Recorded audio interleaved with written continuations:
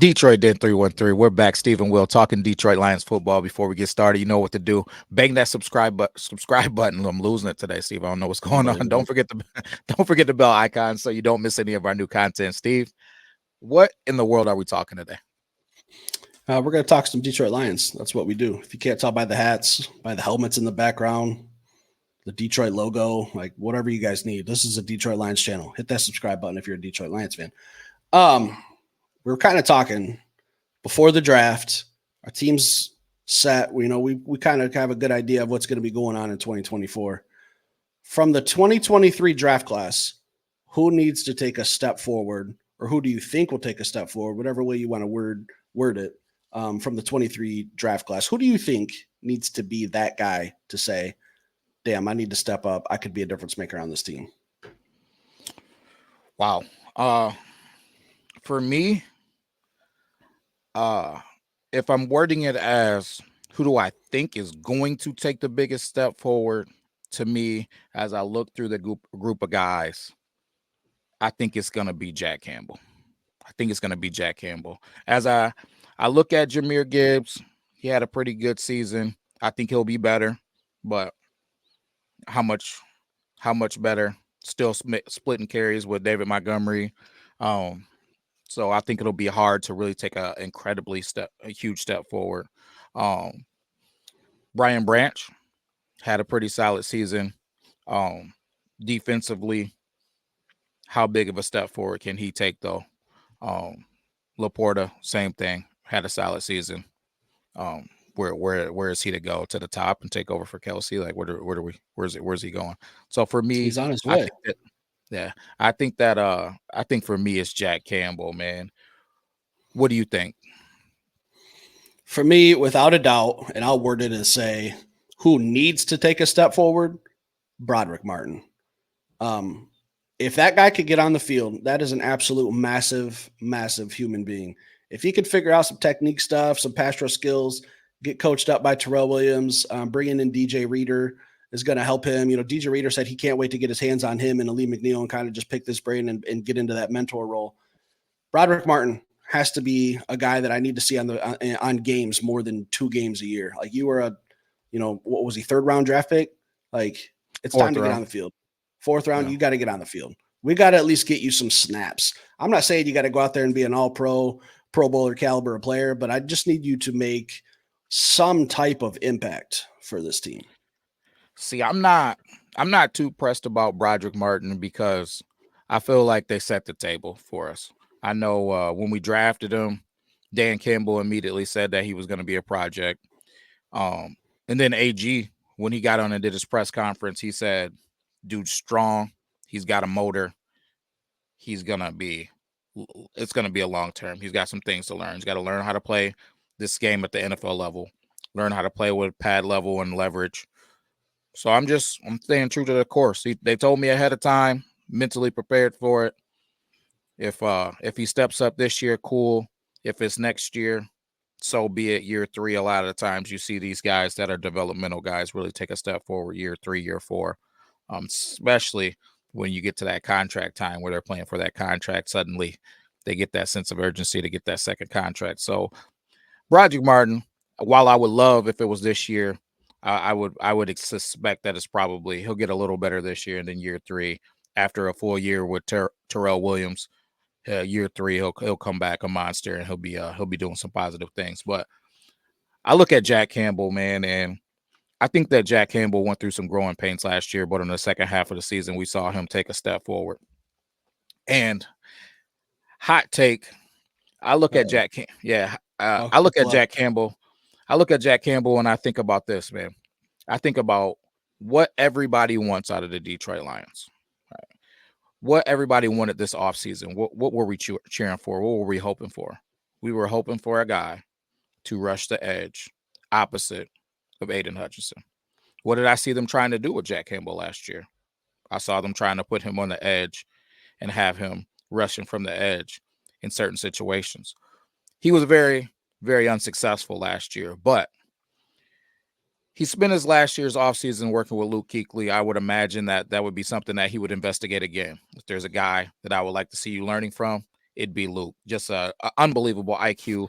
If you know anything about Luke Kuechly, uh, he was just a technician, and as well as relentless, as well as knew what the offense was doing pretty much at all times. The dude was screaming out plays. If you don't know about Luke Kuechly, take some time, go do a little bit of digging, and you'll see the dude screaming out the offense's plays and just causing complete havoc. So with that and Terrell Williams and his frame, man, dude's 6'5", right? He's 250 pounds, and he literally has the body type of a lot of these edge rushers that have had a lot of success in this league. Now, before you guys hammer me on what I'm about to say, I'm not saying that he is this guy, but what I am saying is he has a similar build to guys like TJ Watt, right? What is TJ Watt? He's 6'4", he's 250, 260 pounds.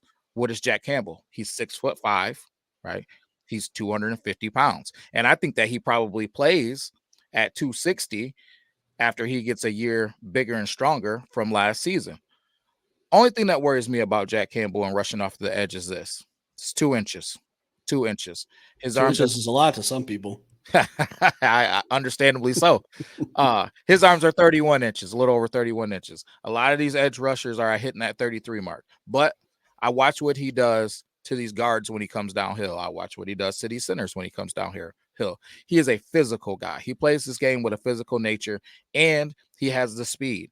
When you compare those 40 times, he's in those windows, man. He's got the 4.6 40 like TJ Watt. He's got I think I'm not looking at the numbers, but I think that I know they're I think he's a little bit faster in his 10-yard, but I think it was right there in that 4.5 or 4.6 range for the 10-yard. But I know they're very, very similar. So if he's got the numbers and he's got the size, why couldn't he learn how to rush off of the edge?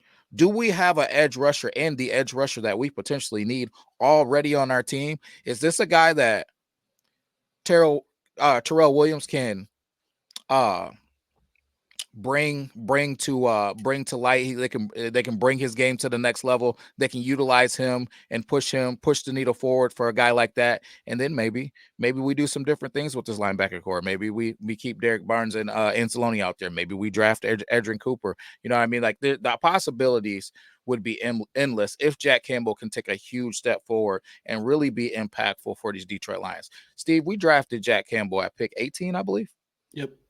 Pick 18 in the first round. I don't think we just drafted him to be a interior stack linebacker, take on guards and free up space for guys to be free runners like Anzalone. I think we drafted him at linebacker in the first round, a position that they said we reached for because we want him to be a true blue impact player. Do you think that he has the potential to be able to rush off the edge? I didn't like when they lined him up at defensive end a couple of times last year. He was severely outmatched, whatever game that was. I remember even texting you, like, is that Jack Campbell at defensive end? And it just was very, very ineffective. Now, if you put a defensive end out there and you bring him off the edge from the linebacker position, I think he could be very successful. He's got the speed. I remember it being right in front of us when we were playing the Vegas Raiders, and he flew up the middle. Yeah. And unfortunately, he hit Jimmy Garoppolo in the end zone way below the knee. It was definitely a flag, but how fast he got there, how fast he came through that gap. Why can't he do it off the edge? You know, if he can learn a little bend or a little technique on the edge, I don't see why he can. He's got the speed and athleticism. I like Jack Campbell. I told you last year I was taking him in the second round, and I was getting, you know, some nasty comments, and we ended up taking him in the first round. I was like, I'm telling you right now, Jack Campbell is going to be a better version of Alex Anzalone, who's a fan favorite here in Detroit. There's two people when they get introduced coming out on defense that get absolutely loud eruptions. Aiden Hutchinson, and a very, very close second is Alex Anzalone. Jack Campbell is being groomed to take over that spot, being groomed to eventually one day wear the green dot in the helmet and call out the formations for defense. He had some growing pains last year. It's going to happen as a rookie. Jahmyr Gibbs had some growing pains. The only one who really came in and set the league on fire was kind of Sam Laporta. Like, not really much struggles, got a little banged up. Even when he was banged up, he was still very productive. So Sam Laporta is kind of in a whole different category. But when I look at Jack Campbell, he at least gets on the field. He's getting into the game.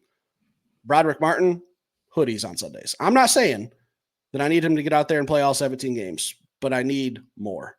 I just need to see him at least on a football field learning. How are you going to learn? Are you going to learn from watching tape, or are you going to learn by execution? Like, I think if you get on the field, you might get humbled a little bit. But I feel like you're not going to learn in a classroom. Be a hands-on learner. Get in the game, learn that way. Get coached up by Terrell Williams. Figure out what's going on. Aaron Glenn get in his ear. I just want to see Brodric Martin on a field.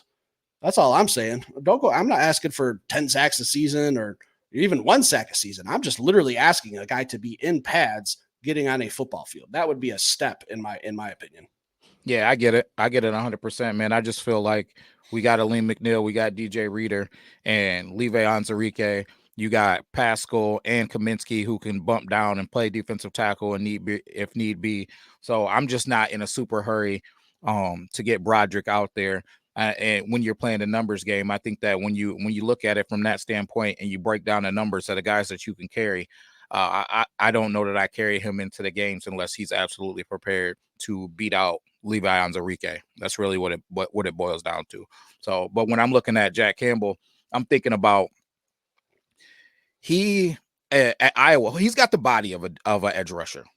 That's his body type. At Iowa, they wanted him to move to defensive end. He said he didn't want to play defensive end. He wanted to stay at linebacker. He wanted to be able to run around and play in space. And hey, it suited him at Iowa. But this is an NFL. This is a business first. And I'm not saying that he would fight it at the NFL level. I don't know whether he would or whether he wouldn't. I'm not going to speculate that. But I will say that if he can learn how to rush off of this edge, he would be just so impactful, man, because I do think that he has the athleticism to be able to run with running backs. I do think that he has the athleticism to be able to run with some of these tight ends. So if he can take a step forward and learn, because at the end of the day, I agree with you, he was unsuccessful rushing off of the edge last year, but he was just a little baby out there, Young pup. Yeah, not that who hadn't done it at all. So now a whole off season of learning, a whole off season of study, and a whole off season of figuring out how this game is played from that position. I think that he could definitely take a step forward. I think that is something that he could definitely put in his tool bag. And as I watch these guys get rotated around, that's one thing that I love about Aaron Glenn. One play, he'll have the safety in the box. One play, he'll have a corner stepping down into the box. The next play, he'll have Jack Campbell at Mike. Next thing you know, he'll have him over on the edge, rushing from the edge. You know what I mean? These guys bounce around all over the adjustments. I can't believe some people say that Aaron Glenn doesn't make adjustments. When I watch and he's got guys moving all over the place, our coverages are unique. Sometimes he doesn't blitz, but he's always stunting when he's not blitzing. When you watch the tape, man, if you really watch the tape and break it down, you see that he's doing multiple things. He's not just putting out some vanilla defense. So I'm interested to see what he does, man. Does Jack Campbell come back and rush the edge a little bit this year? And what does that mean? Because those are the things that would really let us dial in what we think is going to happen in this draft. Not being a part of those conversations or being privy to what's going on is what makes it so much speculation when we're doing mock drafts and we're trying to figure out which guys are what. Because now you're telling me if Jack Campbell can rush off for the edge and maybe I can go in a different direction, maybe that puts Peyton Wilson in the second round at pick 61. Maybe that puts him into the ball game because now I got an off-ball linebacker that's just going to be running around covering slot receivers, covering running backs, covering tight ends. That's running a 4-4. That's him and Anceloni. That's an interesting combo. You know what I mean? So it changes things just being privy to what they're going to do. Where are we playing a Meek? What is Brian Branch playing? You know, is he playing safety? Is he playing nickel? Right? Is a Meek bumping out on the outside? What are we doing? It's just so many things. When is Emmanuel Mosley expected to be ready? You know what I mean? When he's ready, is he going to be out there on the outside? Right? Is a Meek going to be a rotational guy? Is he going to be a starter? Right? Are we? It's just so many things, man. But if Jack Campbell takes a step forward, Steve, thoughts and prayers if he can rush off the edge. Like if you can give me just one Alex Hinesmith, just give me some production off of that edge. Steve, thoughts and prayers, buddy. Like What you said right there. gave me a twitch in my pants. What's that? Not being involved in those conversations, because I think you're 100% spot on. Brad and Dan are probably been all off season talking about how they're going to use guys in different roles. Hey, if this guy can do this, it changes our draft. Yeah. That's why it's all fun and games. It's speculation. It's just, YouTubers like us, podcasters, guys guessing. We're playing a guessing game. We're not involved in those conversations. Conversations are probably more important than I've said it, like with the combine stuff. What happens in those closed doors is more important than what goes on the workout field. I won't even call it a football field. It's a workout field. And the same speculation in theory goes into the draft. If they can use Jack Campbell as that edge, does that mean, hey, Jack Campbell, I think he can rush the edge if I'm Dan Campbell or Brad Holmes? If I'm saying that, does that mean I can go out and I could draft a corner? Does that mean I can go out and draft a wide receiver? Does that mean I can go out and draft a defensive end? It opens the doors for possibilities, and those conversations are way, way more important than what we see during like workouts and stuff. Because if that's what they believe and they have the knowledge to put that into effect and make that come true, and say, hey, I can go into the draft. I can tweak things up a little bit. Everyone thinks I need this, but I know Jack Campbell could be an edge rusher. Not an every down edge rusher, but he can do it often enough to where I'm comfortable, where I could take a Kool-Aid McKinstry, a Terrion Arnold. I could bolster up my offensive line. I could bolster up my defensive line. I can get a wide receiver. The options become more and more endless. So I really like what you said. I said throw my little 2 cents in there for that. No doubt. One thing that I'm going to add to that is this. At the end of every season, each player, whether you're coming back or you're moving on, you have an exit interview. Through that exit interview, they talk to you about what the expectations are for you moving forward. And if it's the Detroit Lions, from everything that I've heard, they're pretty straightforward. So I would imagine if they don't think you're coming back, they'll make you privy to that information then. But for the guys that are coming back, the guys that are under contract, they're going to tell you, hey, listen, this is where we see you next year. So I would imagine if that's a role that they see Jack Campbell playing at the end of last season, he already knew about it. So it's not something that he's going to come into camp and then he's going to start working on it. It's something that he's been working on since the end of that San Francisco 49ers game. And maybe not that soon, but I would imagine not too long after. As soon as he got done with his exit interview, he knew, hey, man, you did this, and this well. It was great. Next season, we want you to come back maybe 10, 15 pounds heavier. We want you to be able to play a little bit of edge. We want you to be able to do this or that. We're looking at you playing this spot. Bam, right? And then he took that and he started working it this whole offseason. So this isn't something that is going to be a surprise to him. We didn't change our D coordinator. We don't have somebody new coming in. So it is from the moment, right, that our season ended and he did that exit interview. Not just him, all of these guys, but I just think of somebody like Jack Campbell. This is something that he's been working. Who is he? He himself has said he's a mutt guy, man. He's a guy, guys, they don't think about him. He's overlooked. The guys come in, they want those purebred puppies, and he's just a guy that's just gonna come in, love you, and work super hard, and ultimately be better than those guys. He's got that mutt mentality. So I think that if it was something that they asked him to do, he's been hammering it all offseason, and we could definitely potentially see him take a huge, huge step forward.